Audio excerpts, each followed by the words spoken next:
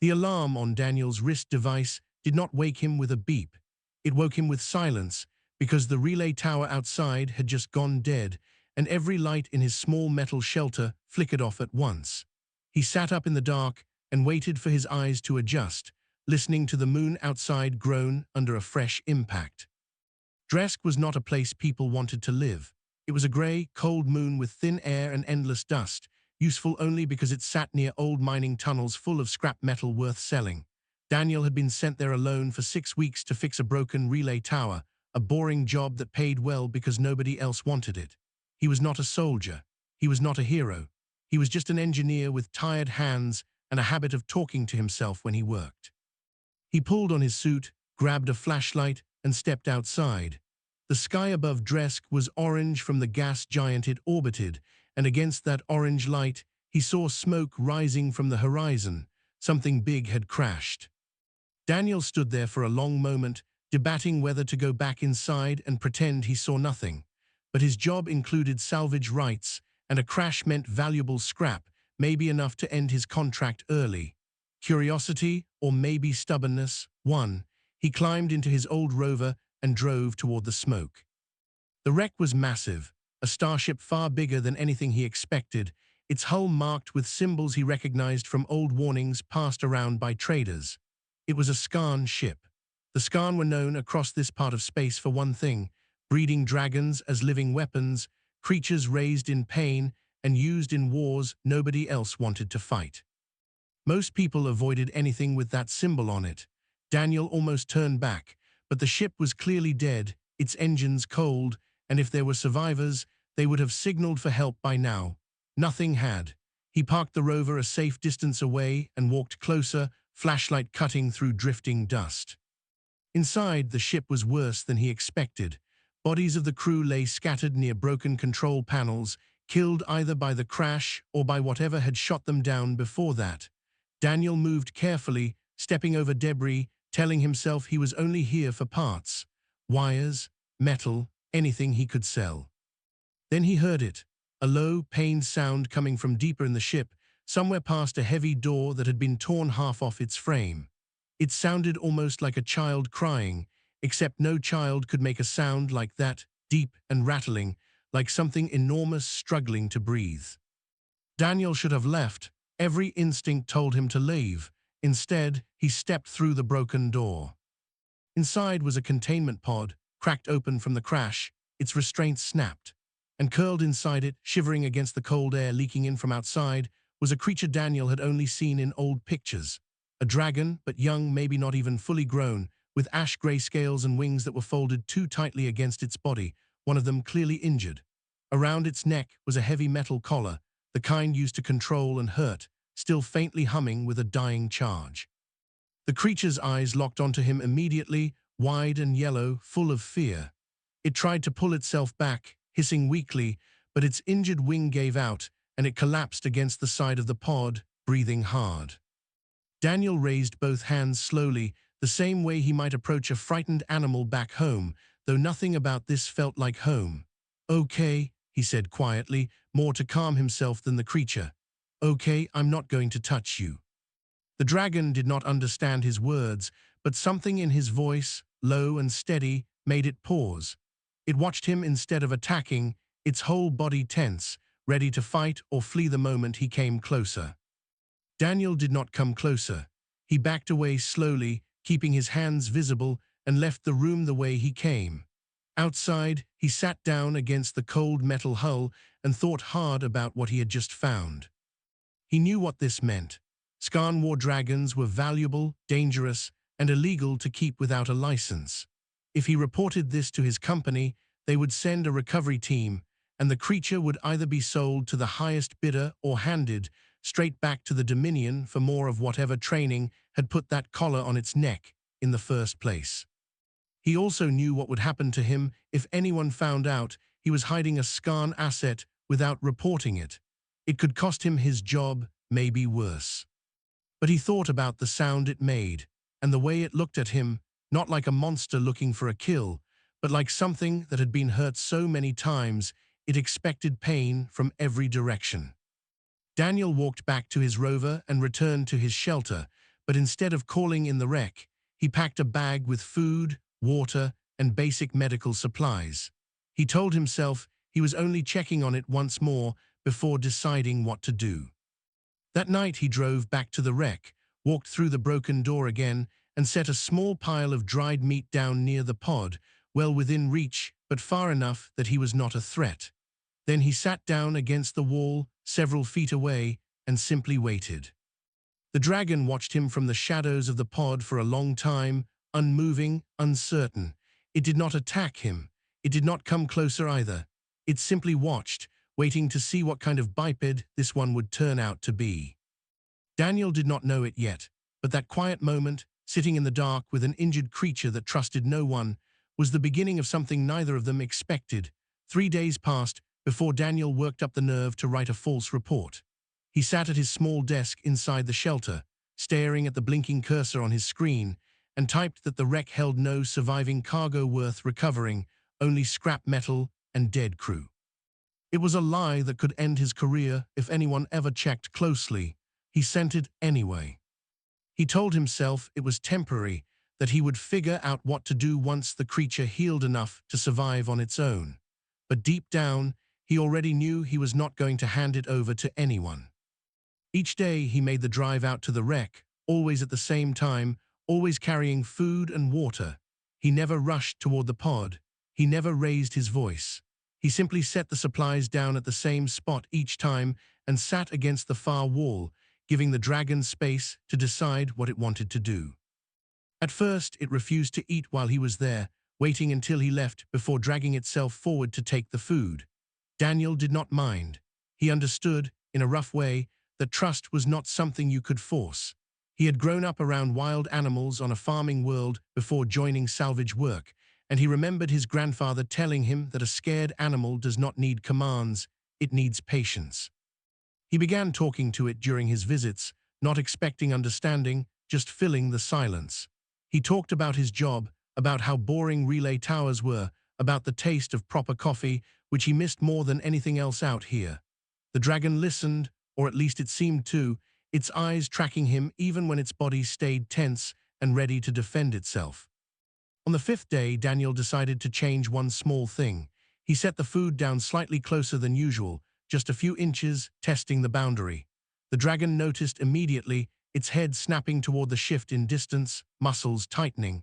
Daniel froze, hands open, and did not move any closer.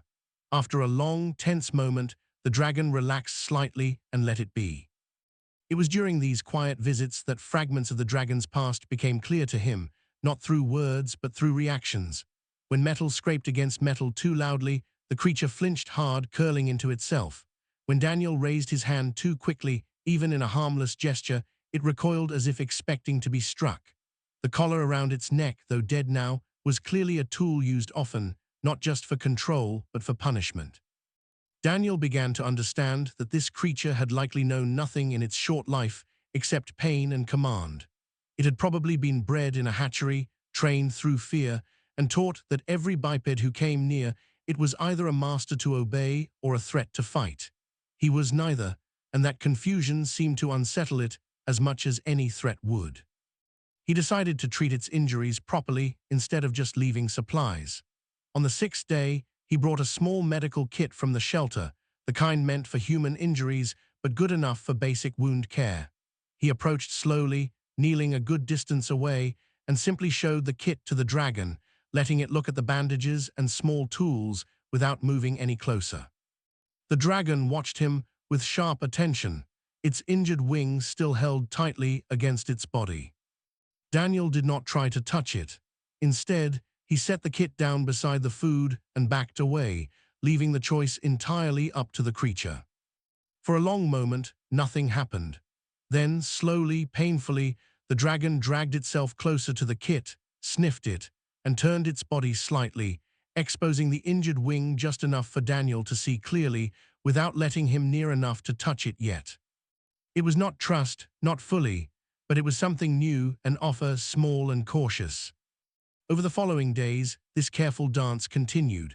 Daniel would kneel at a safe distance, show the creature what he intended to do, whether cleaning a wound or applying a wrap, and wait for permission in the form of stillness rather than flinching away. Sometimes the dragon allowed it.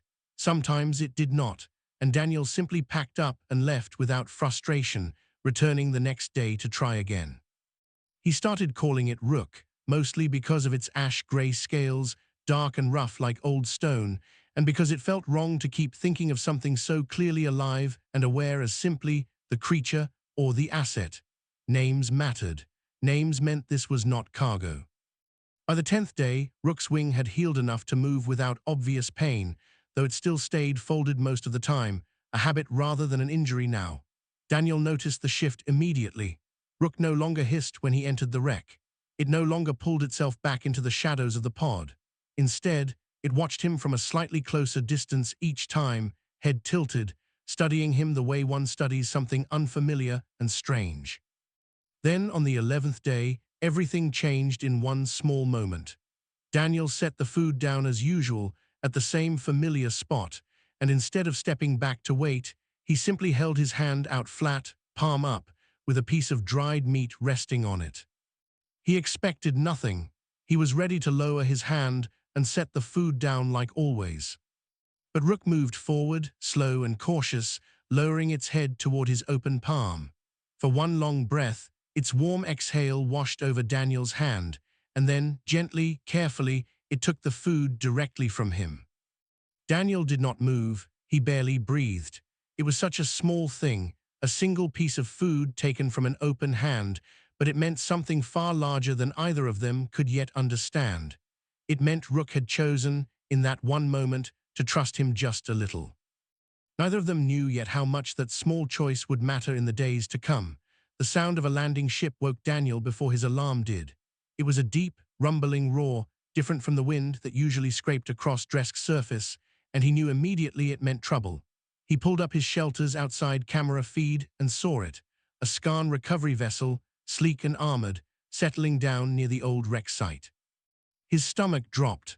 Someone had picked up the wreck's distress beacon, the one buried deep in its systems that he had not known how to fully shut off.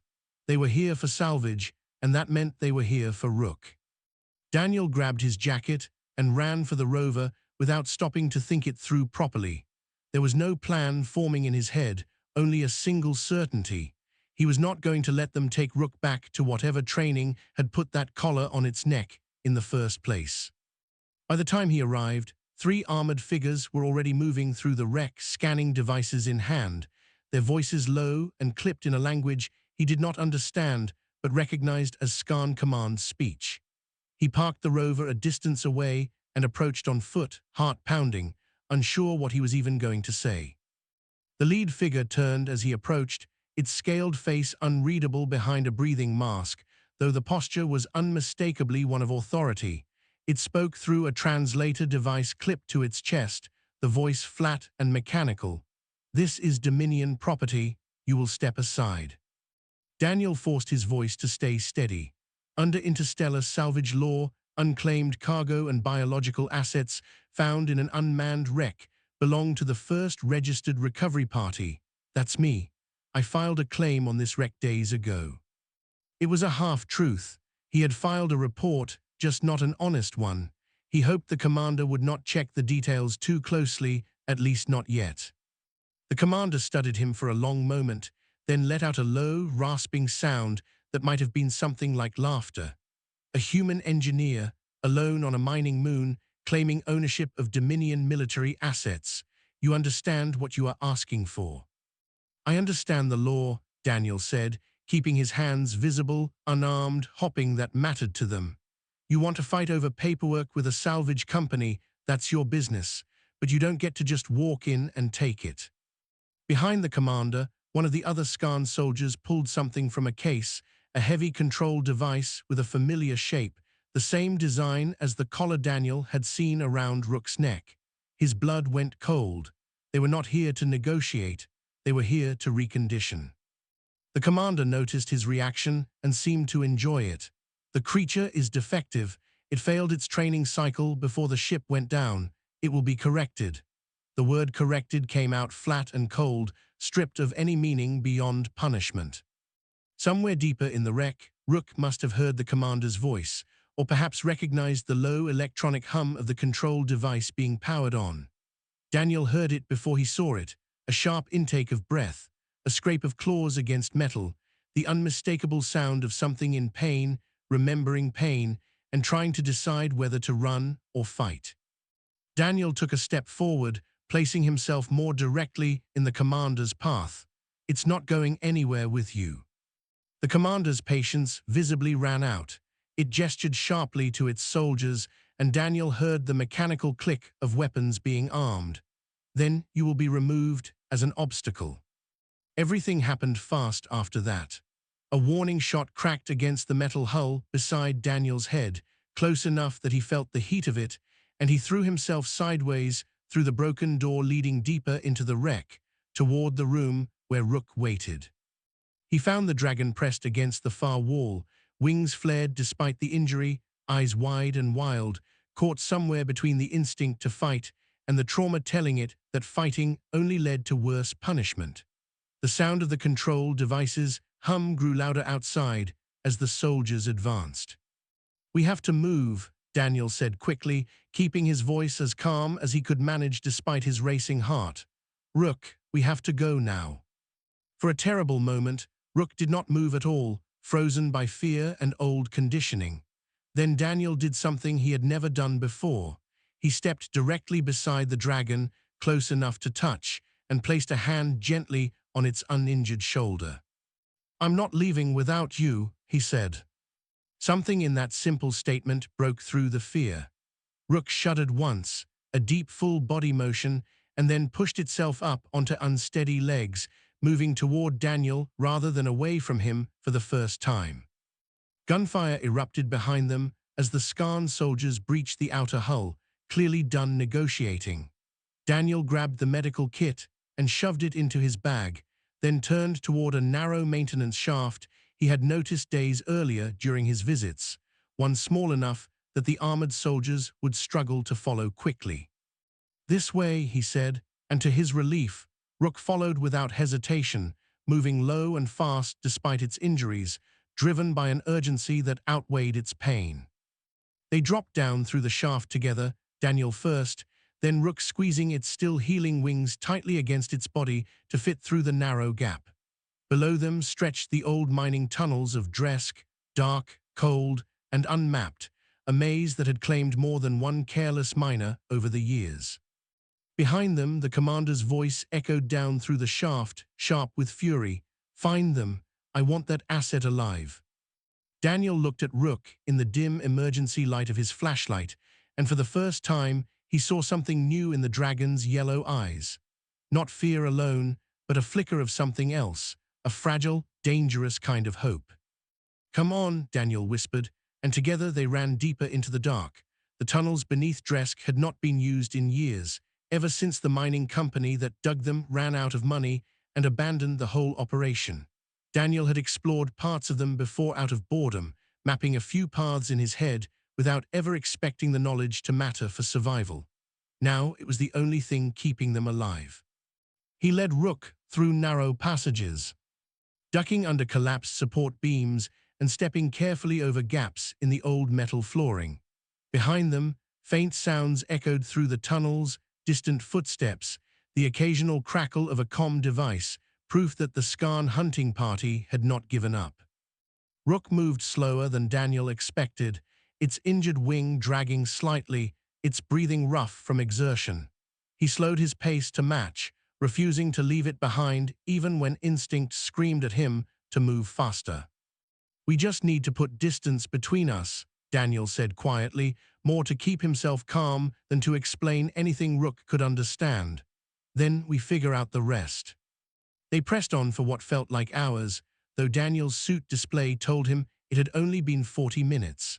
The tunnels twisted downward, eventually opening into a wider cavern where an underground stream cut through the rock, remnants of some ancient ice deposit that had melted long before humans ever arrived on Dresk. Daniel stopped at the edge of the water, judging its depth and the strength of the current. It was too deep to wade through safely, especially while carrying supplies, and too wide to jump. He glanced at Rook, who stood watching the water with obvious unease, clearly remembering something unpleasant about deep water, or perhaps simply too exhausted to think about crossing it. "I don't suppose you can fly," Daniel said, mostly as a joke to ease his own nerves. Rook's ears, if they could be called that, flattened slightly at the question, and it shifted its weight, wincing as its injured wing pulled against damaged muscle. Clearly flying was still out of the question. Daniel studied the dragon for a long moment, then made a decision that surprised even himself. He unclipped his supply bag and secured it tightly to Rook's back instead, using straps from his suit's utility harness. Then, carefully, he climbed onto Rook's shoulders, right where the neck met the base of the wings, a spot that seemed sturdy enough to bear his weight without pressing on the injury. Rook tensed immediately, muscles locking beneath him, and for a terrifying second Daniel thought it might buck him off entirely. But it did not. Instead, after a long pause, it lowered itself slightly, adjusting its stance to balance the new weight, and stepped cautiously into the shallow edge of the stream. "Easy," Daniel murmured, keeping his voice low and steady, one hand resting gently against the base of Rook's neck rather than gripping tightly. "I trust you." It was a strange thing to say to a creature that, only weeks ago, had been ready to attack him on sight. But it was true, and somehow saying it out loud made the moment feel less impossible. Rook waded into the deeper water, powerful legs pushing against the current, wings held tightly to keep balance despite the pain. Daniel held on, watching the dark water rush past below them, trusting that the same creature who had once flinched from his open hand now carried him safely across a dangerous crossing entirely on its own will. They reached the other side without incident, and Daniel slid off Rook's back, patting its shoulder once in silent thanks before continuing forward. Something had shifted between them in that crossing, something neither of them had words for, but both of them clearly felt. Their luck ran out not long after. As they rounded a bend in a narrower passage, a beam of harsh light cut through the darkness ahead of them, followed immediately by a sharp, mechanical voice ordering them to stop. A single scan tracker stood blocking the tunnel, weapon raised, having apparently split off from the main group to search this section alone. Daniel raised his hands instinctively, stepping slightly in front of Rook without thinking about it. "Move aside," the tracker said through its translator device, voice cold and impatient. "The asset is coming with me." "No," Daniel said simply, refusing to move even as the weapon's aim shifted toward him directly. The tracker's patience, much like its commander's earlier, ran thin quickly. It advanced a step, weapon steady, clearly prepared to remove Daniel as an obstacle exactly as threatened before. Daniel's heart pounded, but he did not step aside, standing firm between the weapon and the creature behind him. What happened next surprised even Daniel. A low growl built in Rook's throat, deeper and more confident than any sound it had made before, and then it moved, not away in fear, but forward, past Daniel, positioning its own body between him and the weapon instead. The tracker hesitated, clearly not expecting the injured, supposedly defective asset to defend a human rather than obey a scan command. That hesitation cost it dearly. Rook lunged, wings snapping open despite the injury, claws catching the tracker's weapon and knocking it aside before the creature could fire. The tracker stumbled back, drawing a secondary blade, but Rook was faster, driven by something stronger than trained aggression, something closer to genuine protective instinct. The fight was brief and brutal. Rook struck again, using its full weight and the element of surprise, forcing the tracker back against the tunnel wall hard enough to knock the breath from it and send its weapons scattering across the ground. The tracker, injured and disarmed, scrambled back and fled deeper into the tunnels, calling for backup through its comm device as it ran. Daniel stood frozen for a moment, staring at Rook, who turned back toward him breathing hard, wings still flared, eyes bright with something entirely new. Not fear, not obedience either, something closer to fierce, deliberate loyalty. "You didn't have to do that," Daniel said quietly, though gratitude was clear in his voice. Rook lowered its head slightly, nudging Daniel's shoulder in a gesture that needed no translation at all. They did not have time to rest. Somewhere behind them, The fleeing tracker's call for backup meant more soldiers would be coming soon. Daniel checked his supplies, gave Rook's uninjured side a brief, reassuring pat, and together they pressed deeper into the tunnels, no longer just a human hiding a dangerous creature, but two allies running side by side toward whatever came next. They found the old shelter almost by accident. Daniel remembered it from a supply map he had studied during his first week on Dresk, a small atmospheric station built decades ago for miners who needed emergency shelter deep underground. It had been abandoned along with the rest of the tunnels, but its basic systems, sealed doors, and a small backup air recycler still worked when he found the manual override switch. He sealed the door behind them once Rook was safely inside, and for the first time in hours, neither of them had to keep moving. The shelter was small, barely more than a single room with old equipment racks lining the walls, but it was safe, at least for now. Daniel checked Rook's injuries carefully, relieved to find the wing had not been damaged further during the fight with the tracker. He redressed the wound with fresh bandages from his kit, working in comfortable silence now, no longer needing to ask permission with slow, careful movements. Rook simply let him work, occasionally huffing out a tired breath that almost sounded content.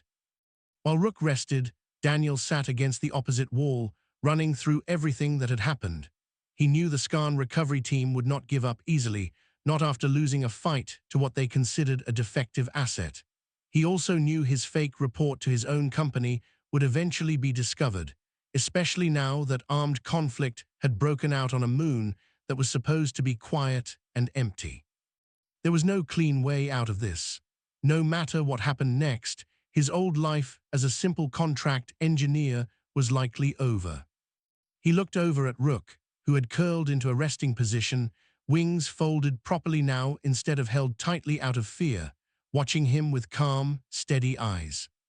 "You know," Daniel said quietly, "none of this had to happen the way it did. I could have just called it in that first night. Handed you over, collected my pay, and never thought about it again." Rook's eyes narrowed slightly, an almost curious expression, as if trying to understand why Daniel was bringing this up now. "I didn't do that because it felt wrong," Daniel continued. "Not because I wanted something from you, not because I needed a weapon or a prize to bring home. I just didn't think anyone deserved to be treated the way they treated you." He paused, choosing his next words carefully, aware that this moment mattered more than he could fully explain. "If you want to leave, once we get out of here, once you're strong enough, you can go. I won't stop you. I won't chase you. I'm not your owner, and I never wanted to be." For a long moment, Rook simply stared at him, unmoving. Then, slowly, it rose from its resting position and crossed the small room, closing the distance between them entirely for the first time since they had met. It lowered its head until it was level with Daniel's face, close enough that he could feel its warm breath, and stayed there, still and calm, choosing proximity rather than distance. Daniel felt something tighten in his chest, understanding exactly what that gesture meant. Rook was not staying because it had nowhere else to go. It was staying because, for the first time in its short and painful life, it wanted to. "All right then," Daniel said softly, reaching up to rest a hand gently against the side of Rook's face. "Partners." The moment did not last long. A sudden tremor shook the shelter, dust falling from the ceiling, followed by the unmistakable whine of heavy machinery approaching from above. Daniel's suit display lit up with a proximity warning, picking up a large mechanical signature descending through the tunnels toward their position. "They found us," Daniel said, scrambling to his feet. The Skarn commander, having lost patience with tracking teams and stealth, had deployed a heavier combat drone, designed to punch through tunnel walls and force targets out into the open. Its heavy footsteps grew louder, shaking loose rock and debris from the tunnel ceiling with every step. Rook rose immediately, all traces of exhaustion replaced by sharp, focused readiness. Its wings flared fully for the first time since the crash, the injury healed enough now to allow real movement, and a low growl built deep in its chest, no longer the sound of a frightened animal, but something far more dangerous and controlled. Daniel grabbed his bag, checking the small collection of tools and spare parts he had gathered over his weeks on Dresk, mentally calculating whether any of it could be turned into a weapon against heavy armor. It was not much, but it was something. The wall of the shelter buckled inward as the drone's heavy limbs smashed through the outer plating, revealing a hulking mechanical shape, armored and bristling with weapon mounts, clearly built for exactly this kind of confrontation. Its sensors locked onto them both instantly. "Get behind me," Daniel shouted, though the words felt almost absurd given the size difference between himself and the machine. Rook did not get behind him. Instead, it moved forward, placing itself directly between Daniel and the drone, wings spread wide, claws digging into the shelter's metal floor for leverage. It was no longer running. It was no longer hiding. For the first time since Daniel had found it broken and terrified in that crashed containment pod, Rook stood ready to fight entirely on its own will, not as a weapon following orders, but as something choosing freely to protect someone it had decided to trust. The drone's weapon mounts began to whir to life, charging for an attack.